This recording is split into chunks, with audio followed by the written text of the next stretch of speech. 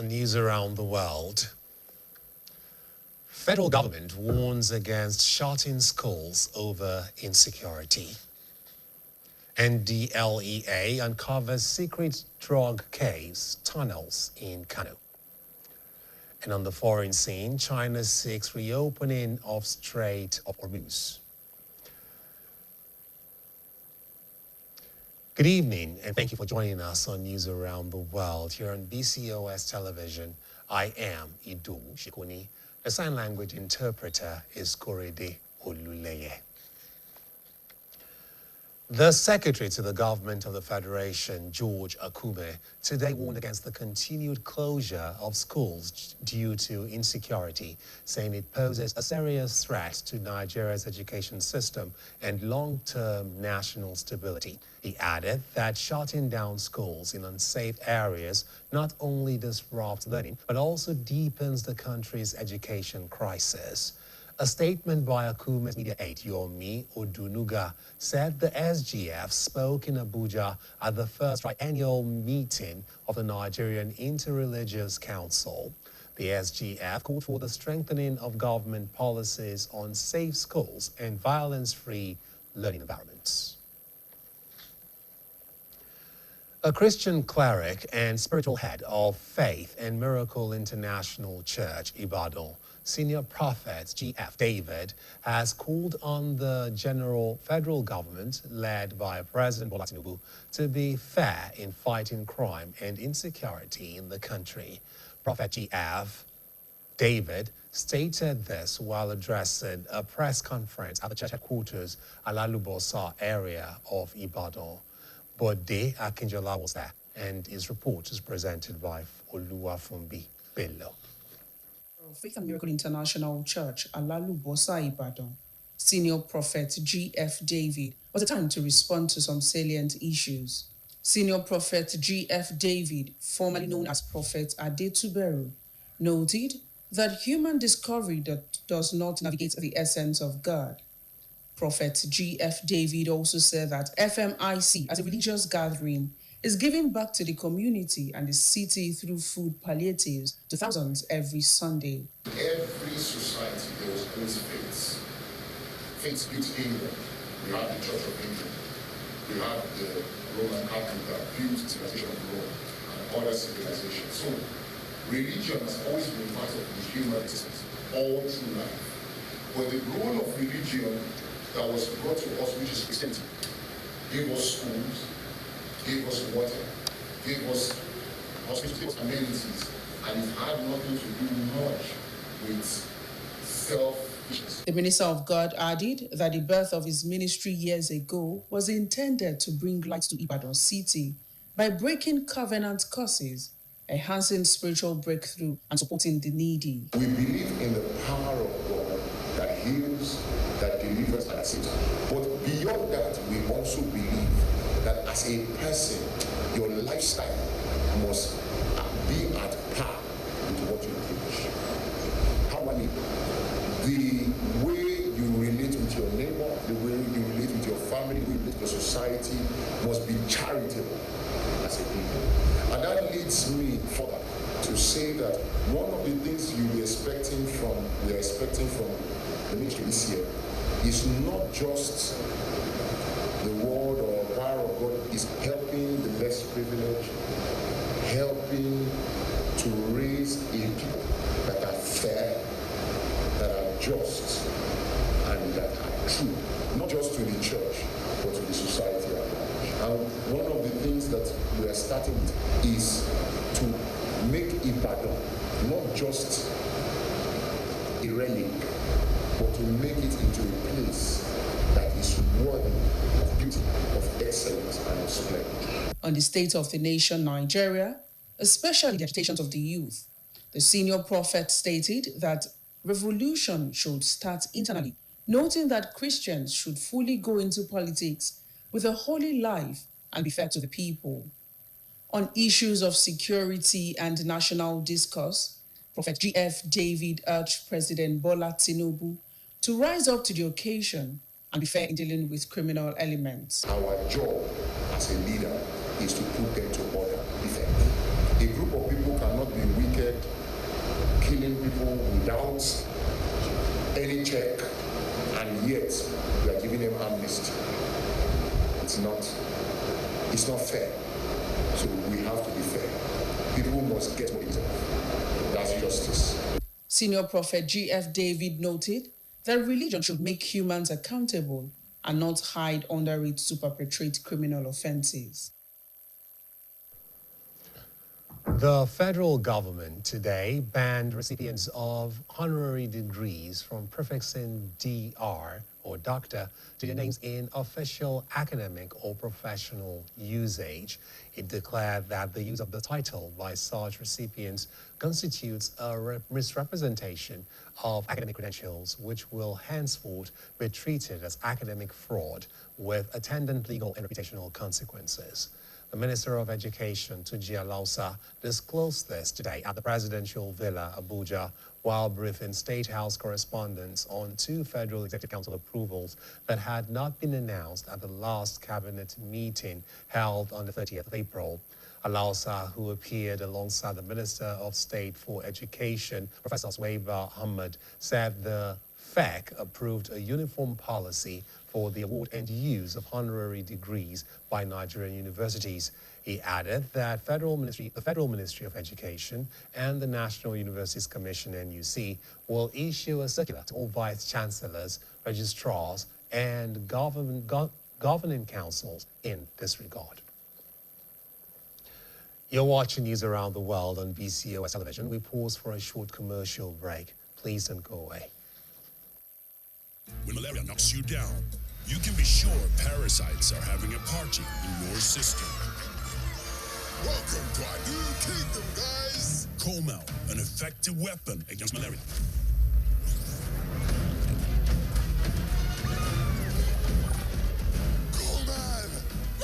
Attacking the parasite army directly to give you express relief and get you back on your feet effectively.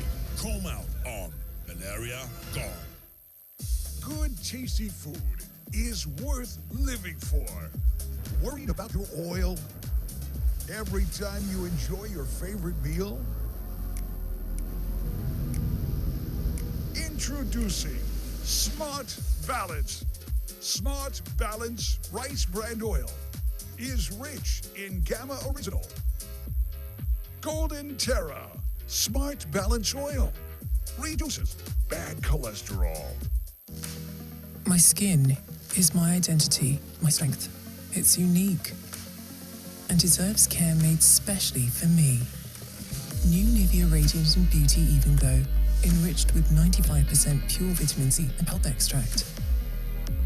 For visibly radiant and even-toned skin in just 2 weeks. New Nivea Radiant and Beauty Even Glow, for your shade of beautiful. Àwọn kan máa ń sọ pé ẹ̀kọ́ jọ̀rọ̀ àmọ́ èmi gẹ́gẹ́ bí abiyamọ mo rí ìpèníjà fún ọmọ mi nítorí ẹ̀ ni mo ṣe máa ń fún ní bọ́ǹfìtà mọ́ lójoojúmọ́. Bọ́ǹfìtà ń fún ẹ ní agbára láti máa yege lójoojúmọ́. Many thanks for staying tuned. The National Drug Law Enforcement Agency, NDLEA, Kano State Strategic Command, says it has uncovered a network of caves and underground tunnels used as drug hideouts in the Rimin-Kebe area of the state. This is contained in a statement issued by the command's public relations officer, Sadiq Muhammad Megatari, in Kano today. The PRO said the operation was carried out under Operation Sharar Mafaka, a renewed crackdown on illicit drug activities across the state. According to him, operatives stormed the Rimin-Kebe enclave, where they confirmed the existence of multiple caves constructed and adapted as leading and trading spaces by suspected drug dealers. He said some of the caves were furnished with household items, including mats, pillows, food flasks, plates, and cutlery, indicating regular occupation and organized drug activities. The rising rate of drug addiction in Nigeria is causing heightened concern, with statistics revealing that around 14.4% of Nigerians are now participating in drug use, and a growing proportion of these individuals being women. Professionals alert that the consequences of drug addiction in women extend beyond personal impact, representing grave risks to the health of mothers and developmental progress of their children. Against this backdrop, our reporter Adiola Oladile analyzes the impact of drug addiction on public health. Drug addiction continues to be a pervasive global health issue and social concern, impacting individuals across various age groups, genders, social strata, and communities. According to reports, cannabis remains the most prevalent substance used, while opioid misuse, particularly tramadol and codeine-based syrups, continues to escalate, with a notable increase in female involvement in drug use compared to previous years. In a chat with BCOS News, Dr. Victor Makanjola, a consultant psychiatrist at the University College Hospital, Ibadan, highlighted the severe repercussions of drug addiction among women, particularly during pregnancy, where substance use can impact both the mother and the unborn child. When a teenager is feeling low and unhappy most of the times, usually teenagers talk to teenagers. If they say that to a friend, they say, oh, you're feeling low, why don't you try alcohol? It will make you feel better. Why don't you try marijuana? It will make you feel better. So they tend to now use this as a way to feel better, which in the short term actually works, that they feel better. But if you continue to use, then they will develop drug addiction. Dr. Makanjola stressed that to understand addiction, one must look beyond the substance itself and examine the factors that contribute to individual vulnerability. In the view of a drug addiction rehabilitation expert, Pastor Tunji Agbola, addiction often develops gradually, beginning with substance abuse before progressing into dependence. Everybody is lacking the focus on appropriate development of our young people. And even where it all begins, the home. Families don't have the time to pay attention to their young people and so on and so forth like that. Young people, by chemistry, by biology, they look for thrills. They look for risky things. Because they are young, they are not experienced. There's a part of their brain called the amygdala that drives all this risk-taking, adventurism, and so on and so forth. In the olden days, in time past, there's a clear distinction between boys and girls in the way they do things. However, you have a lot more young women getting into this. Some of them are even influencing their boyfriends or their friends who are male into the use of drugs. Both experts agree that despite the growing extent of drug addiction, access to treatment and rehabilitation services remains limited, with only a small proportion of individuals in need receiving proper care and assistance. Using substances either just in a harmful manner or in a regular repeated manner that results in addiction has a lot of mental health consequences. And that is one of the reasons why one should advocate for prevention. Because once those mental health consequences are established, treatment will be necessary, and it's not always guaranteed that a full recovery will take place. Yes, many people recover fully, but there will be a few that may develop lifelong mental health challenges from this substance use. There's a higher rate of success than for relapse to happen if the rehab program is well done, particularly when you allow the individual to own the treatment. But then the individual need to see that, look, this is our life, and try to want to get better of it. However, relapse is a real thing. The respondents agree that while treatment and rehabilitation are available, complete recovery cannot always be guaranteed, stressing that prevention and abstinence remain the most effective ways of tackling drug addiction. Adiola Oladile, BCOS News. We have another time now. News around the world. We'll be right back. Please stay tuned. When malaria knocks you down, you can be sure parasites are having a party in your system. Welcome to a new kingdom, guys! Comel, an effective weapon against malaria.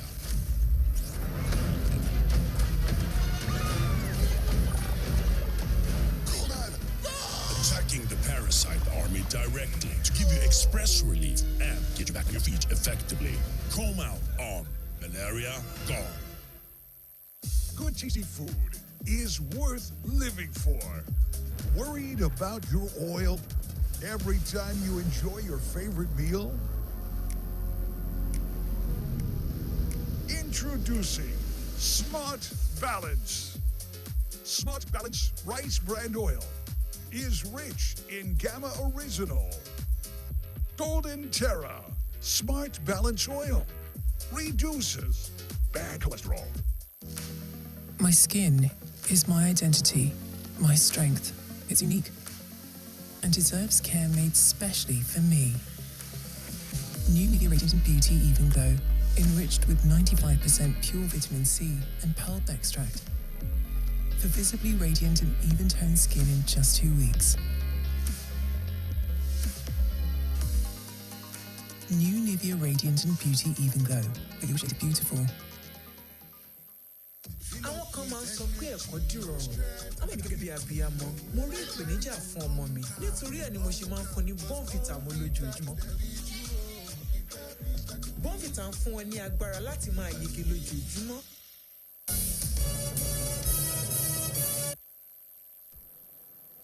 Many thanks for staying tuned.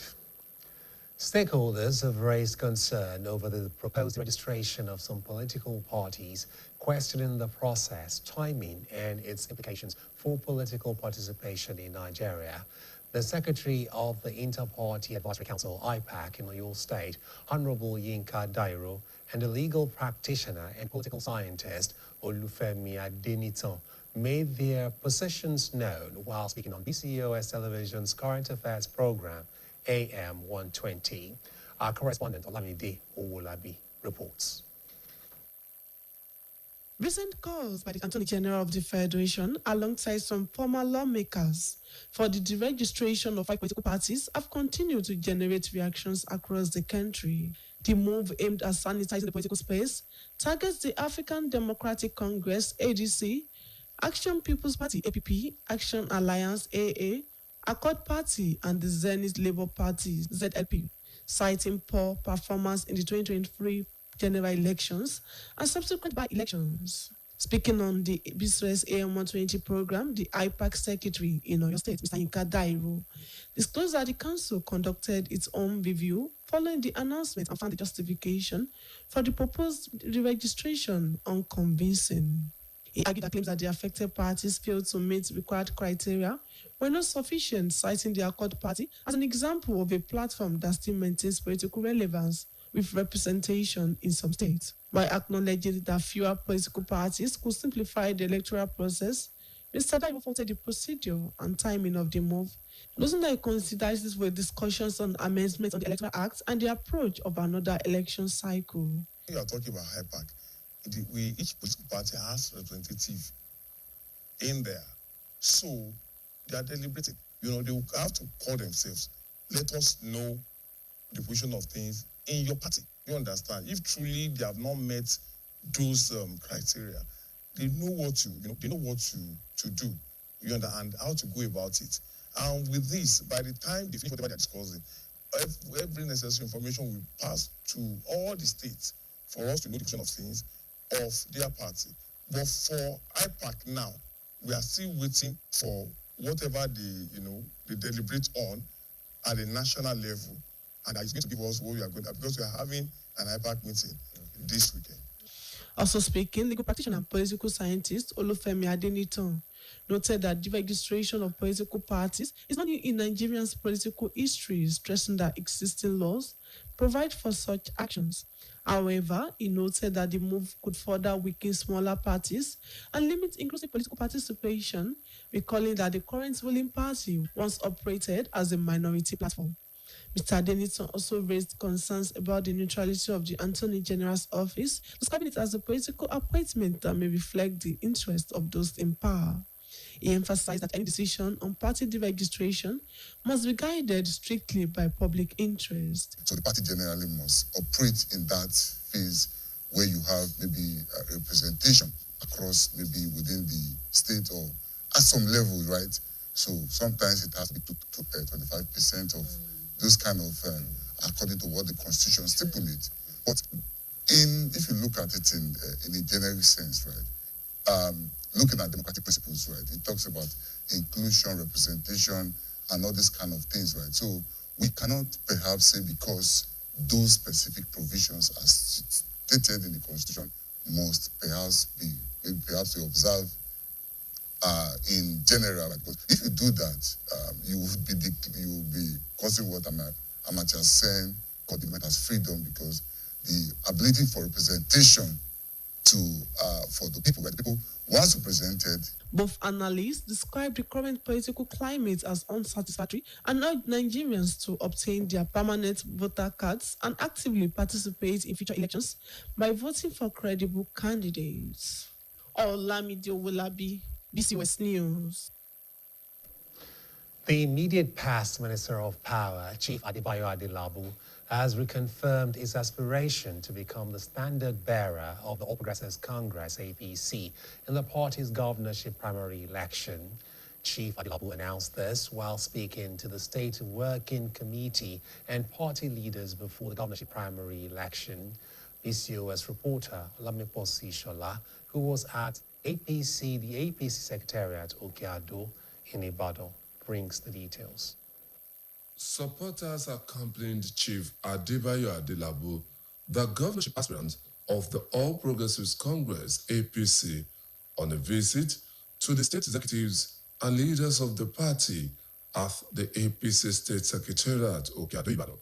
Chief Adelabu's viability for the APC governorship ticket was reinforced by this support ahead of the party primary election.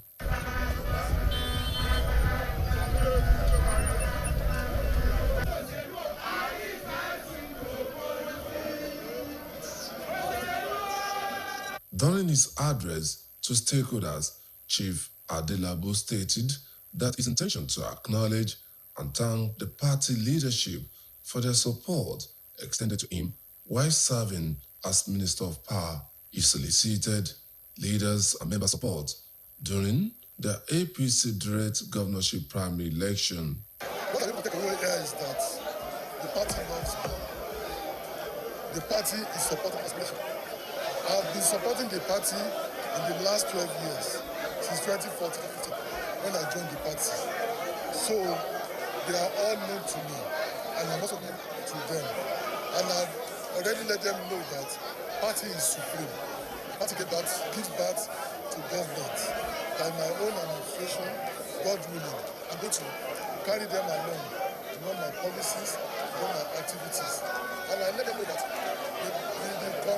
the competition, the election for governorship of Oyo State by the Progressives goes beyond governorship election. Chief Adelabu further clarified his stance, dismissing the allegations that he insulted the Olubadan and reaffirming Obashidi Ladoja as his father. I never disrespected my father, my mentor, and my paramount ruler. He's like a father to me. I have great respect for culture and tradition of Ibadan. I'm a true boy. I'm a true son of Ibadan land. I'm a title chief of Ibadan land. And I will never disrespect or insult the Olubadan tree. We share a relationship that goes beyond politics. In fact, we are families. In separate remarks, the APC State Chairman, Dr. Moses Adeyemo, and State Publicity Secretary, Alhaji Olawale Shadari, alongside other party leaders, emphasized the need for members to preserve peace and drive progress within the party. Chief Adelabu received appreciation for his role in supporting the smooth implementation of the party activities.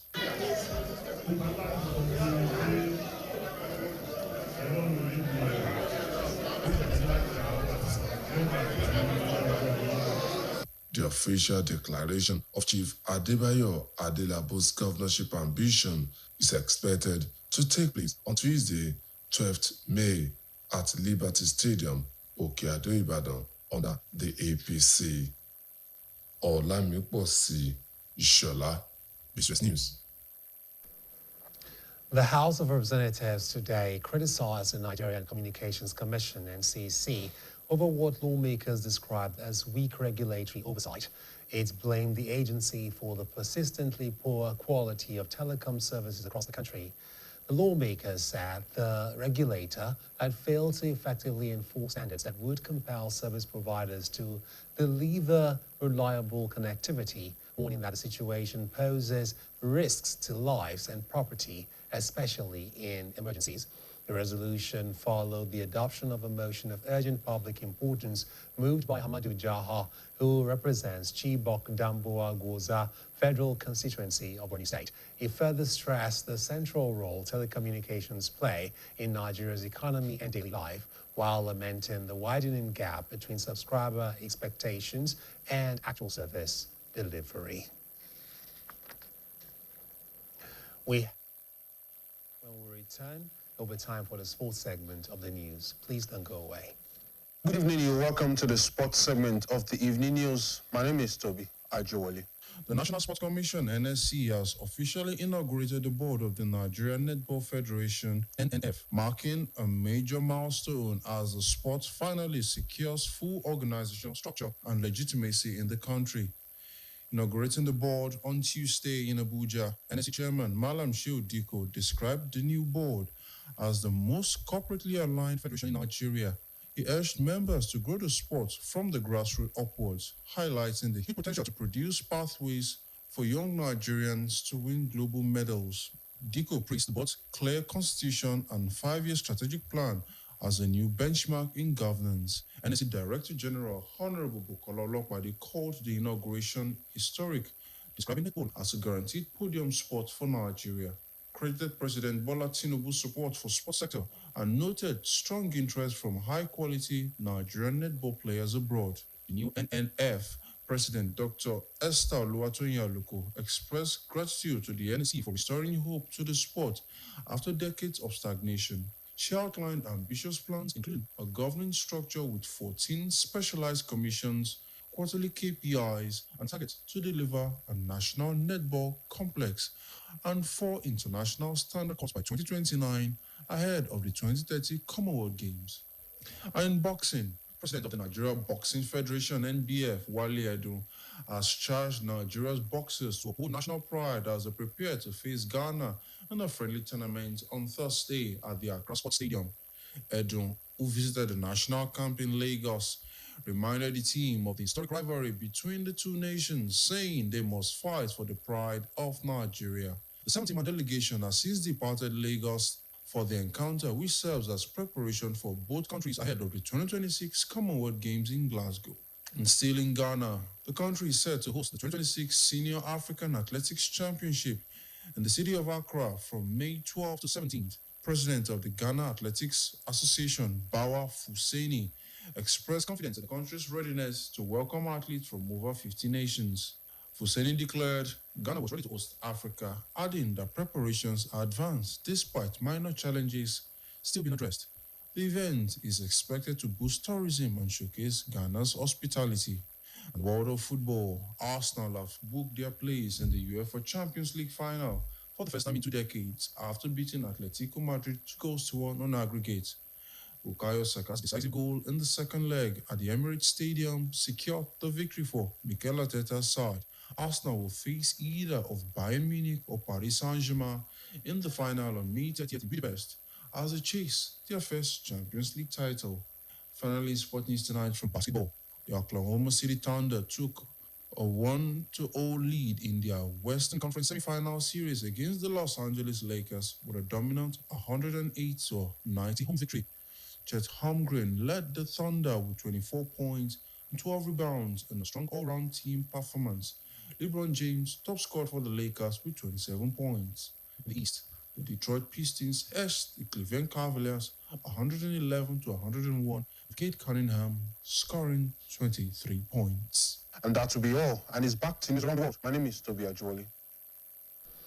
Thanks, Toby, for the sports stories. Chinese Foreign Minister Wang Yi has called for the Strait of Hormuz to be reopened as soon as possible in talks with his Iranian counterpart. Foreign Desk Editor Folashade Akintola compiled the story and others as presented by Khadija Lawal. The pair met in Beijing today on what is Iran Foreign Minister Abbas Araghchi's first trip to China since the Iran war began. Wang Yi also told Araghchi that achieving a lasting ceasefire was an urgent priority, saying it was important to persist with negotiations. He added that Beijing was ready to help de-escalate tensions. The meeting comes a week before U.S. President Donald Trump is set to hold a summit with Chinese leader Xi Jinping, during which the leaders are likely to discuss the Iran war and reopening the strait. Beijing, which has tried to mediate while avoiding entanglement in the conflict, has repeatedly urged the US and Iran to hold talks, a point that Wang reiterated today. Meanwhile, Donald Trump says the U.S. is pausing its operation to guide stranded ships through the Strait of Hormuz. In a social media post, the U.S. president says the pause will last for a short period of time to see if a peace deal with Iran can be finalized. He also says the U.S.'s blockade of Iran's ports will continue. Iranian state media hails the move as a victory, saying Trump has retreated and accuses the president of trying to cover up the failure of his operation. The Pentagon has said that around 22,500 mariners on 1,550 vessels remain trapped. Ship tracking data from Wednesday shows little movement near the strait. U.S. Secretary of State Marco Rubio has said the offensive stage of the Iran war is over. Tehran has not responded to these remarks. And lastly, Spain has granted permission for a luxury cruise ship hit by a deadly antivirus outbreak and anchored off the coast of Cape Verde to sail to the Canary Islands. Spain's Ministry of Health said in a statement late on Tuesday that the World Health Organization, who had explained that Cape Verde in West Africa was unable to receive the 147 crew and passengers of the MV Honduras. The ministry said it would receive a medical flight carrying the ship's doctor, a Dutch national, who it said was gravely ill following a formal request from the Dutch government. A Dutch couple and a German national have died of the rare disease, which is usually spread from infected rodents through urine, droppings, and saliva on board the ship in early April. A British national who was evacuated from the ship is in intensive care in South Africa, officials said. The Spanish Health Ministry said the MV Honduras will journey on to the Canary Islands once those who need evacuation are taken off the ship. Khadija Lawal, BCOS News. To end news around the world, here again are the top stories. The Secretary to the Government of the Federation, George Akume, today warned against the continued closure of schools due to insecurity, saying it poses a serious threat to Nigeria's education system and long-term national stability. The National Drug Law Enforcement Agency, NDLEA, Kano State Strategic Command, says it has uncovered a network of caves and underground tunnels used as drug hideouts in the Riminkebe area of the state. And on the foreign scene, Chinese Foreign Minister Wang Yi has called for the Strait of Hormuz to be reopened as soon as possible in talks with his Iranian counterpart. BCOS TV is now on Niger TV app, and you can watch us from any part of the world. The BCOS website is also live. Kindly visit www.bcostv.com. And if you prefer, you can also watch us on GoTV channel 134 and on StarTimes channel 113. Now, before I go, don't join hoodlums in threatening the peaceful coexistence of the country, for it is only in an atmosphere of peace that development thrives. That's news around the world from me and the team here. Many thanks for watching.